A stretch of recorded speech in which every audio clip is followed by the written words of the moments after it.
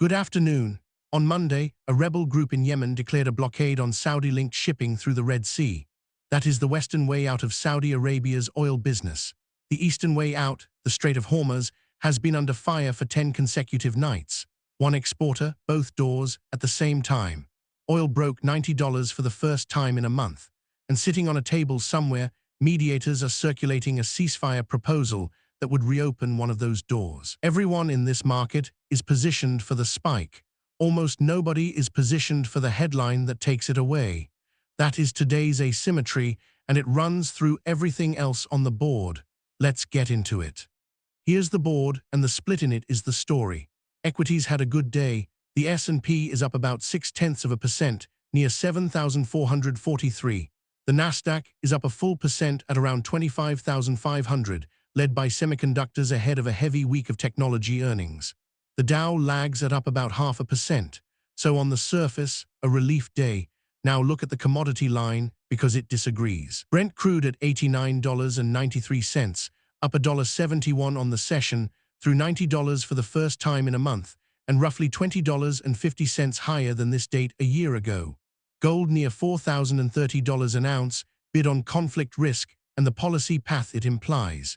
Bitcoin quiet, up about 1% near 66,300, and underneath all of it, the 10-year Treasury yield at about 4.55%.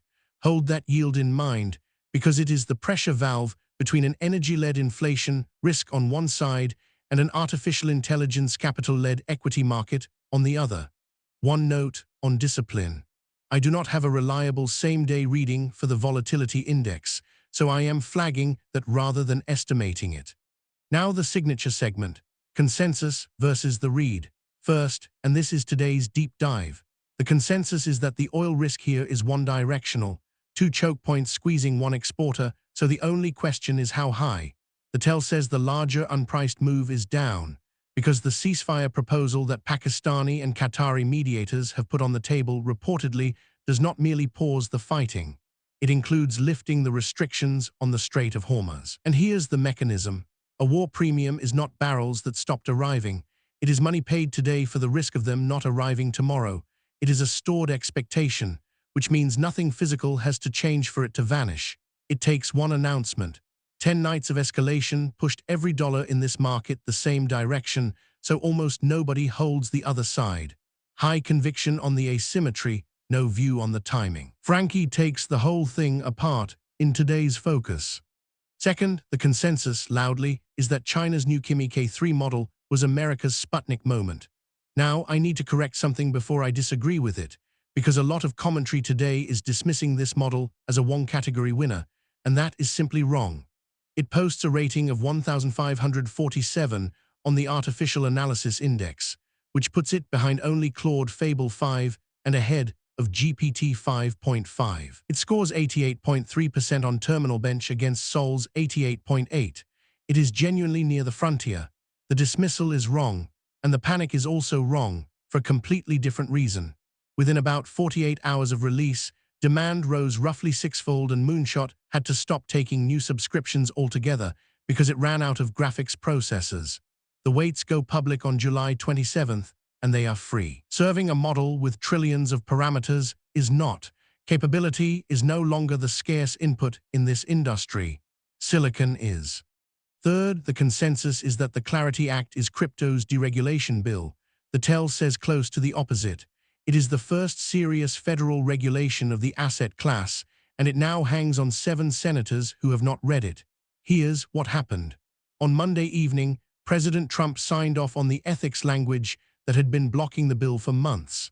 That language bars the president, the vice president, members of Congress, and other senior officials from profiting from crypto businesses while in office. For context, his own financial disclosure on July the 1st logged about $1.4 billion in crypto income for 2025. So the last obstacle cleared, but the arithmetic did not change. Republicans hold 53 seats and 60 votes are required, so 7 Democrats have to cross over. And as of today, Democrats have not been shown the language they are being asked to support. The recess begins around August the 8th, medium conviction and a very hard clock. Follow the money. The regime this week is an energy-led inflation risk running straight into an equity market led by artificial intelligence capital spending, with that 4.55% yield sitting in between them. Start with the oil plumbing, because it now sets the inflation path. That Western Passage normally carries about 12% of everything traded on Earth, roughly a quarter of the world's container traffic, and around 5% of its oil. A full closure would put supply equal to about 7% of the world's oil at risk, and flow out of the Persian Gulf is already down about 10% since the war began. Saudi Arabia is the exporter caught in the middle, and it is caught on both sides simultaneously. So Brent's move is a plumbing move, not a speculative one. Gold near $4,030 is the same trade expressed defensively. Now the offset. And this is the part that matters for your equity exposure. Rates in the mid-4% are doing work the Federal Reserve is not. A 10-year at 4.55 simultaneously caps gold's upside and taxes every long-duration equity in the index.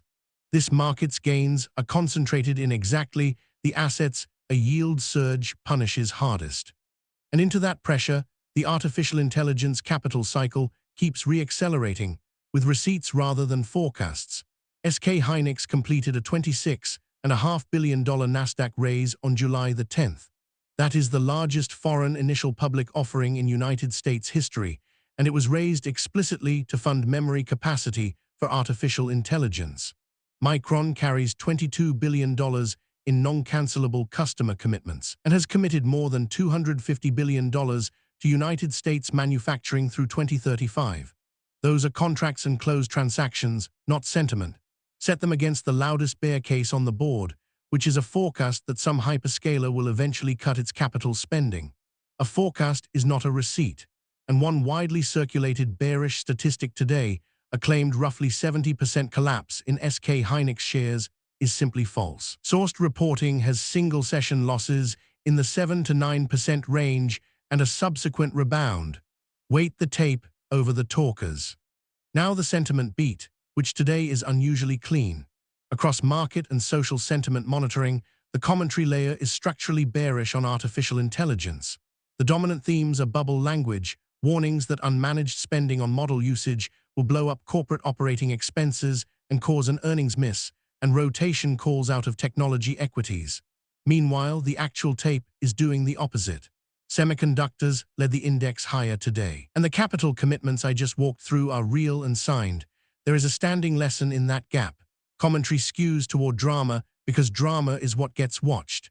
Positioning and contracts skew toward what people are actually willing to fund. When the two disagree this cleanly, the honest default is to weight the money over the microphone, while staying genuinely open to the one thing that would flip it, which is a real capital spending cut. Which brings me to the single most revealing data point on the board today. Moonshot paused new subscriptions to Kimi K3 within roughly 48 hours of launching it, on a demand surge of about 6 times because it ran out of graphics processing capacity. I want you to notice that this one operational fact falsifies both loud narratives at once. It kills the idea that China is faking it, because you do not overwhelm your own hardware with a model nobody wants. And it kills the idea that cheap intelligence ends the chip trade, because the company that supposedly proved the world needs fewer chips had to turn paying customers away for not having enough of them. Free weights remove the cost of building a model. They remove nothing from the cost of running one, and they multiply the number of people who suddenly need to run one. Sectors in play, 3 today. Energy. The bull case is 2 choke points on one exporter and Brent through 90. The bear case is that a single truce headline unwinds all of it in an afternoon. The read is that this is the highest variance sector on the board in both directions, which makes position size the entire decision rather than direction. Semiconductors. The bull case is Hynix's completed raise and Micron's non-cancelable order book, which are real capital. The bear case is that one hyperscaler capital spending cut this week collapses the multiple. The read is that this is a discrete event risk, not a valuation vibe, and the earnings guides settle it within days. And crypto.